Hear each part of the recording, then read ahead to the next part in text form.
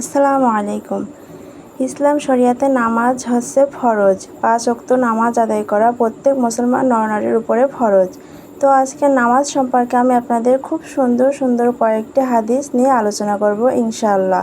আশা করি আপনাদের মনটা ছুঁয়ে যাবে। হযরত আবু যর রাদিয়াল্লাহু তাআলা আনহু বলেন, একবার শীতকালে নবী করিম সাল্লাল্লাহু আলাইহি ওয়াসাল্লাম বাইরে তাশরিফ নিলেন। ওই সময় গাছের পাতা ঝরছিল। তিনি গাছের একটি ডাল ধরলেন, তাতে পাতা আরও বেশি পরিমাণে ঝরতে লাগলো। তিনি বললেন, মুসলমান বান্দা যখন ইখলাসের সাথে আল্লাহ তাআলাকে রাজি খুশি করার উদ্দেশ্যে নামাজ পড়ে, তখন তার গুনাহসমূহ ঠিক এভাবেই ঝরে যায়, যেমন এই গাছের পাতাগুলো ঝরে যাচ্ছে। সুবহানাল্লাহ।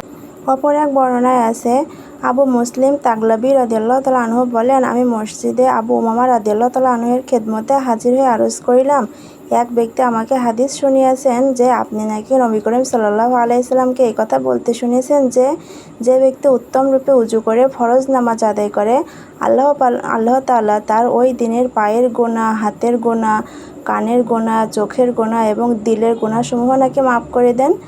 আবু উমামা রাদিয়াল্লাহু তাআলা আনহু বলেন, এ কথা আমি নবী করিম সাল্লাল্লাহু আলাইহি সাল্লামের কাছে কয়েকবার শুনেছি। সুবহানাল্লাহ।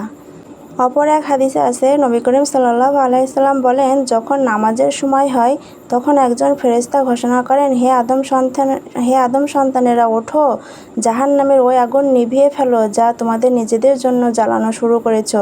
তখন দিনদার লোকেরা ওঠে, ওযু করে এবং জোহরের নামাজ আদায় করে, ফলে তাদের জোহরের গুনাহসমূহ মাফ করে দেয়া হয়।